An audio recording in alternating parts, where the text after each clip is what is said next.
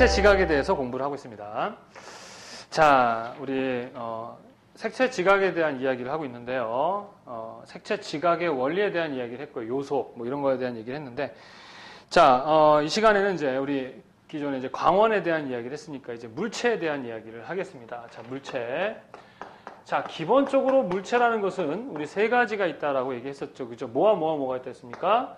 고체, 액체, 그다음 뭐요? 기체가 있어요. 그죠? 예. 빛이 백색강, 혼합강이죠. 그죠? 뉴턴에 의해서 프리즘 실험을 통해서 봤어요. 그죠? 감선자가 적극이라는 다양한 빛이 물체에 부닥치거나 투과하거나 굴절하거나 산란하거나 간섭하거나 회전하거나 함으로 인해서 어떻게 해요? 색이 보여지는 거건 지각이 되는 건데, 기본적으로 물체는요 원래 색을 가지고 있다 없다? 없습니다. 물체는 색을 갖고 있는 게 아니에요. 뭘 갖고 있느냐 그러면 고위의 반사율을 갖고 있어요. 그걸 우린 뭐라고 얘기하냐면 분광 반사율이라고 합니다. 뭐라고 한다?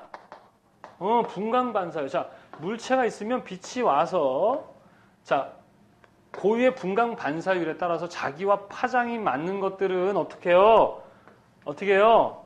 투가 흡수해버리고, 자기와 맞지 않는 파장은 어떻게 해버린다? 반사를 해버리는 거예요. 그래서 그 반사되는 그것을 우리 사람의 눈이 지각을 해서 색을 보게 되는 거예요.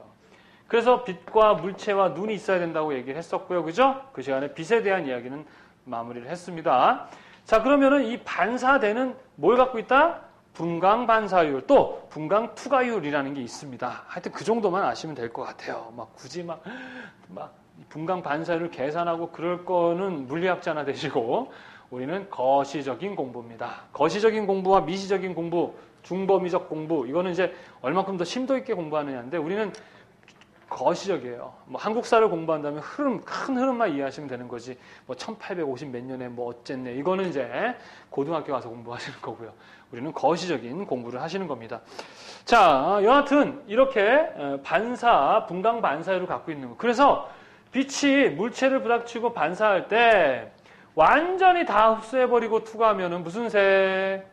검정색. 완전히 다 반사해버리면 하얀색, 흰색, 중간 정도는 회색, 그렇게 이야기를 하고요. 그 다음에 우리가 사과에 대한 이야기를 했었죠. 그죠? 사과가 빨간색으로 보이는 이유는 빨간색 파장만 뭐 하는 거예요? 반사하기 때문에 빨간색으로 지각을 하는 것이죠. 신비롭죠. 그죠? 예, 그런 것들이 너무 재밌죠. 그래서 물체마다 자기가 갖고 있는 반사율에 의해서 색이 보여지는 것이 기본적인 학설, 원리다, 이렇게 이해가 되지만, 우리는 이제 편의상 그 물체에 대한 색들을 이야기할 때 우리 첫 번째 평면색이라는 걸 사용합니다. 뭐라고요? 무슨 색? 평면색이라는 것은 뭐냐면 순수 색이에요. 그죠? 우리가 사과는 무슨 색 그래요? 그냥 빨간색 그러죠? 그러한 어떠한 그냥 기본적인 순수한 색, 그러니까 질감이나 이런 것들을 물어보지 않는 거예요. 거리감도 없고 그냥 그 본연의 아주 그냥 순수한 느낌의 그냥 색을 우리는 뭐라고 한다? 평면색 또는 면색, 개구색, 이렇게 이름을 지어서 사용을 하는 거예요. 왜? 뭐 하려고? 편의상. 아셨죠? 그래서 평면색을 물어보는 시험 문제들이 나와요. 제일 중요한 건 뭐예요? 거리감, 물체감, 이체감이 거의 느껴지지 않고 순수하게 뭐만 느껴지는 거? 평면의 색만 느껴지는 것을 우리는 무슨 색이라고 얘기하기로 했다? 평면색이다. 알겠죠? 두 번째는 물체색이라는 게 있습니다. 물체색은 뭐예요? 말 그대로 물체의 성질도 다 있는 거예요. 그러니까 모두 느껴지는 거예요. 거리감도 느껴지고 입체감도 느껴지고 재질도 느껴지는. 그래서 우리가 어떤 물체의 색, 그걸 우리 뭐라고 합니까? 그러니까 이거는 이렇게 이름을 붙여서 쓰기로 약속한 거니까 그냥 여러분은 어떻게 하면 되는 거야? 애우시고 쓰시면 되는 거예요. 얘네 둘의 차이는 뭐다? 평면색은 거리감, 입체감, 질감 이런 것들이 안 느껴지는 순수한 색이고요. 물체색은 뭐예요? 거리감도 느껴지고 재질 형태 같은 것들이 느껴지는. 아셨죠? 그렇게 하기로 얘기한 겁니다. 또 여기에 또 하나 더 있어. 짜증나. 표면색이라는 게 있습니다. 뭐가 있어요? 자, 표면색이란 말은요. 물체색과 거의 동일하죠. 뭐예요? 물체의 질감이나 사물의 상태를 알 수 있는 그러한 건 똑같은데 얘와 얘 중간 정도로 보시면 될 것 같아요. 표면의 색. 어떤 표면의 색인데 무평면색 같은 느낌이지만 질감과 입체감들이 느껴지는 거예요. 이렇게 해서 세 가지가 가장 기본적으로 여러분들이 크게 물체의 색을 나타낼 때 쓰는 말들입니다. 사실 이걸 구분하는 시험 문제들이 나오니까 이야기하지 뭐 대충 알잖아요. 그죠? 평면색 하면은 어떠한 순수한 그 색만을 이야기하는 것이고 그다음 물체색 그럼 그 물체의 색이죠. 사과의 색, 사과의 어떤 형태까지도 같이 지각을 하는 거예요. 에휴 참 그러면서 또 시험 문제 뭐가 나오냐? 경영색이라는 게 나와요. 경영색. 뭐라 그래요? 경영색은 뭐냐 하면 쉽게 얘기해서요. 거울에 비춰진 그 색이에요. 거울에 지각되는 경우 어떻게 해요? 거의 다 색의 물체 완전히 반사되죠. 그래서 다른 말로 뭐라고 합니까? 거울색이라고 얘기도 해요. 그래서 경영색 나오면 뭐예요? 거울에 비춰지는 보여지는 색들을 우리는 거울색 이렇게 얘기합니다. 경영색. 알겠죠? 알겠어요? 이해되십니까? 왜냐면 이게 시험 문제에 나오니까 얘기를 하는 거야. 잘 구분하면 돼. 평면색과 물체색을 제일 크게 나누면 돼요. 둘 다 색이 지각되는데 얘는 질감, 입체감 같은 게 느껴지지 않는 것이고 얘는 느껴지는 것이고 표면은 표면의 색인데 얘 평면색처럼 느껴지는데 얘처럼 물체색처럼 지각되는 거고 경영색이라고 나오면 뭐라고 하시면 돼요? 거울이란 말이 나오면 무조건 경영색이다. 거울에 비춰진 색 있죠? 그 색을 인식하는 거예요. 그 다음에 이제 뭐가 있습니까? 주관색이 있어요. 주관색. 주관색이 뭐냐? 우리가요, 지각도 마찬가지지만 보는 그대로, 보여지는 그대로 보질 않아요. 사람들은. 자기의 기준에 따라서 색을 또는 모양을, 형태를 다르게 느낀단 말이에요. 그래서 이 주관색은 말 그대로 주관이죠. 이제 완전한 이제 무채색이야. 분명히 무채색이야. 근데 어떤 빛의 색이나 어떠한 여러 가지의 환경 요인에 의해서 유채색이 느껴지는 거예요. 무채색은 채도가 없는 거예요. 색이 없는 건데 색이 있는 것처럼 느껴지는 거예요. 그걸 뭐라고 한다? 주관색이라고 얘기합니다. 그래서 주관, 지 멋대로 느껴진다 이렇게 암기를 하시면 되겠습니다. 그 다음 공간색이라는 게 있는데 이건 뭐예요? 표면의 색이 아닌 어떤 공간에서 느껴지는 색을 얘기하겠죠. 자, 이거 대표적인 게 뭘까요? 유리병 속에 있는 또는 풀장 있죠? 수영장 안에 있는 물색 있잖아요. 그런 공간에 느껴지는 색이에요. 사실은 공간에서 일정 어떤 공간 안에서 어떤 색이 느껴지지는 않잖아요, 사실은. 근데 그런 어떤 용적색이라고 해서 공간 안에 느껴지는 색을 우리 뭐라고 한다? 공간색. 네, 그 다음에 광원색이라는 게 있는데요. 광원 스스로 빛을 내는 그 색 자체를 광원색이래요. 광원이 느껴지는 색. 그래서 이러한 색들이 보통 우리가 물체색의 이야기를 하는 그러한 이름들이에요. 이걸 이렇게 정리한 것은 지금까지 나왔던 시험 문제에서 이런 걸 물어보는 거죠. 별 의미는 없는 건데 시험이 나오니까. 네? 그렇잖아요. 공간색은 어떤 공간에서 가지는 색이잖아요. 그럼 공간이라는 건 주로 액체겠죠. 그죠? 네, 액체죠. 기체도 물론 색을 갖긴 하지만 조명이나 이런 것들도 하나의 공간색이 될 수 있겠죠. 그죠? 주관색은요. 무채색인데 내가 느껴지는 거 유채색이. 그러니까 내가 느껴지는 거잖아요. 그죠? 분명히 실제는 무채색인데 내가 느껴지는 색. 그 다음에 평면의 색. 평면의 어떠한 그냥 평면만의 색. 그 다음에 물체는 그 물체의 색. 그러니까 질감도 느껴질 것이고.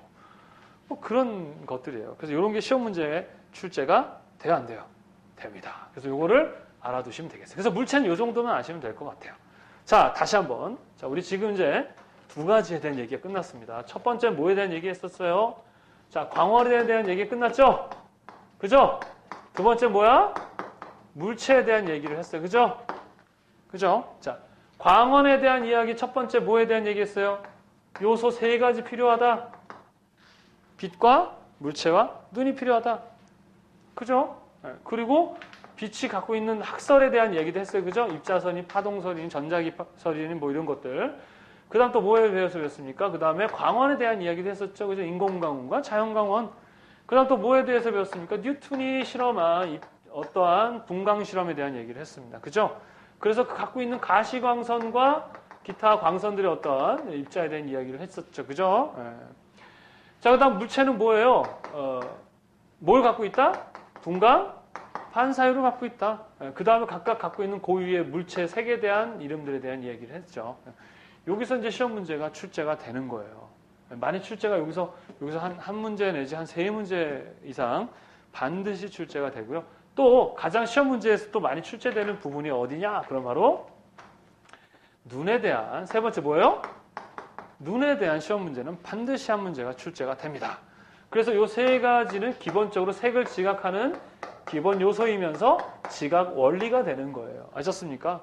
자, 우리는 별걸 다 배우고 있어 지금. 물리학 공부했잖아요. 게다가 또 생리학도 배우는 거예요.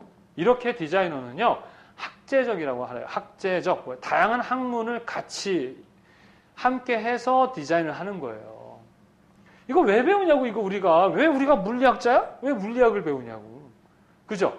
우리가 무슨 의사입니까? 왜 눈에 대한 어떤 기본 원리를 배우느냐. 디자이너는 다 배워야 돼요. 그래서 우리 학문에는 여러 가지가 있죠. 어떤 게 있습니까? 인문학, 자연과학, 사회과학 이런 것들이 있어요. 그래서 우리 특히 그 독일인가 이탈리아의 그 유명한 디자이너가 와서 이제 이렇게 강의를 할 때 이런 말을 해요. 이제 신문에 나왔는데 디자이너들은 인문학적인 공부를 많이 해야 된다. 이런 이야기를 하고 가죠. 저도 그래서 상당히 인문학적인 소양의 이야기를 지금 강의하면서 어때요? 많이 하죠, 그죠? 공감할 수 있는 내용들입니까? 그죠? 막 선생님이 인문학 이야기를 하면 어때요? 뜨끔뜨끔 막 뭔가 이렇게 가슴에서 울렁울렁 막 이렇게 느껴지죠? 그게 인문학이에요. 그래서 인문학에 대한 관심을 좀 많이 가지시기 바랍니다. 왜요? 인간을 위해서 하는 거잖아. 그러니까 인간에 대한, 그래서 인문학은 사실은 기본적으로 과학이라는 말을 쓰지 않아요. 과학이 뭐예요, 과학이? 객관화시키고 뭔가 논리적인 방법으로 이렇게 실험을 통해서 명확한 답을 줄 수 있는 것을 과학이라 그래서 여러분 과학을 맹신하시면 안 돼요. 우리나라는 과학자 그럼 뭔가 엄청 대단한 뭔가를 100% 뭔가 믿을 만한 사람 안 그래요? 과학자 스스로도 연구하고 나서 뭐 1년 후에 다시 자기가 실수했다고 해서 다시 쓰고 그래요. 옛날 유럽의 과학자들 막 이거는 뭐 15,000년의 뭐 화석이다 그랬는데 그때 그 아프리카에 살고 있다고 막 그랬단 말이에요. 과학은요 하나의 도구예요, 여러분들. 과학을 자꾸 뭔가 오해를 하는 거예요. 그래서 명확한 어떠한 이 규정짓는 정의하지를 못하고 있어, 우리 학생들은. 답답해요, 그런 것들이. 어디서 주워 들은 걸 가지고 맹신하고 그게 맞는 줄 알고. 바보예요. 그러지 마세요. 우리 인간은 문제도 많고 오류도 많고 그 다음에 문제가 많기 때문에 강한 것이지 완벽하지 않습니다. 과거에 실수했던 속담들 내용이 지금도 적용된다는 건 뭐예요? 과거 사람이나 지금이나 우리 인간은 하는 짓이나 생각하는 게 비슷하다 이렇게 바라봐야 되는 거예요. 아셨죠? 그러니까 맹신하지 말란 말입니다. 그럴 수도 있고 저럴 수도 있고 그때그때 달라요 라는 것이죠. 박쥐와는 달라요. 박쥐는 자기의 유익을 위해서 요리 붙었다 저리 붙었다 하는 거고요. 우리 디자이너들은 어때요? 사람들에게 유익을 주기 위해서 항상 중도의 마음, 밸런스, 균형, 조화 이런 것들을 생각하는 거죠. 어떤 사람의 편에 들면 안 되는 것이죠. 그래서 이 사람 저 사람 모두가 공감할 수 있는 것들을 제안하고 이끌어 나가는 리더 역할을 하는 사람이다.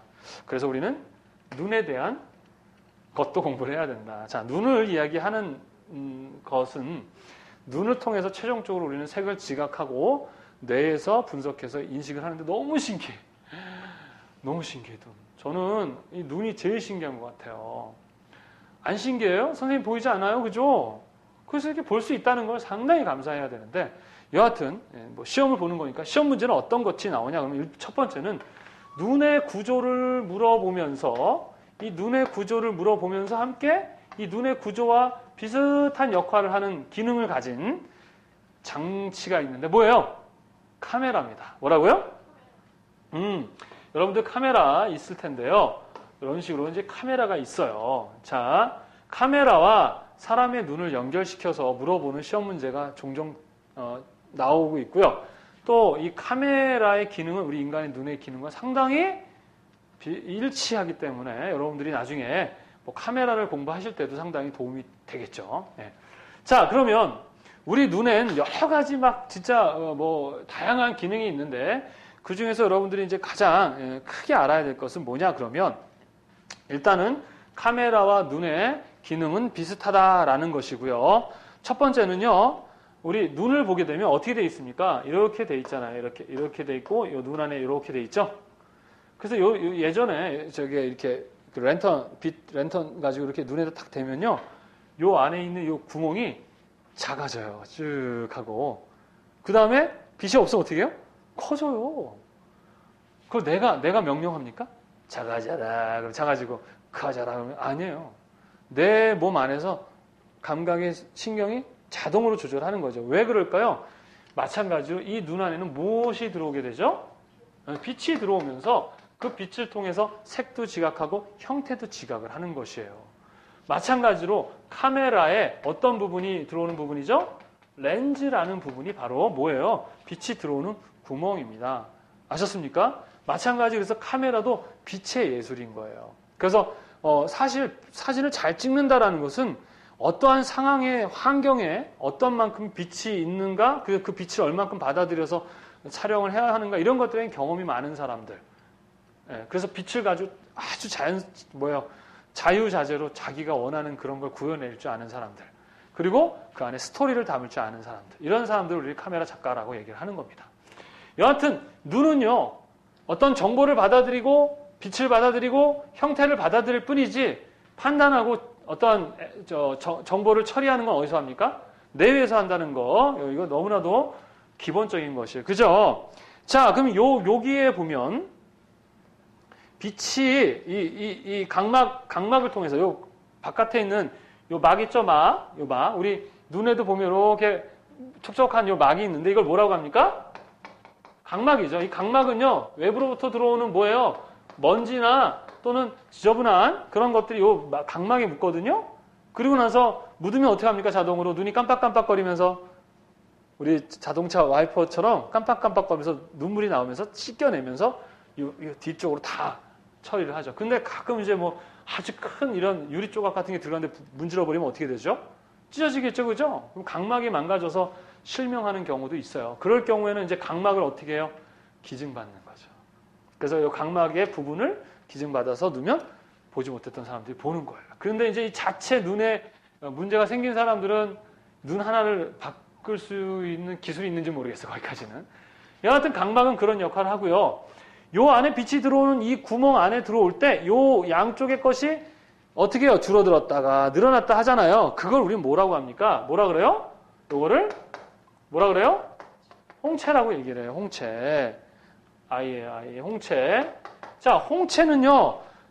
이 렌즈 안에 보면 조리개라는 게 있습니다. 뭐가 있어요?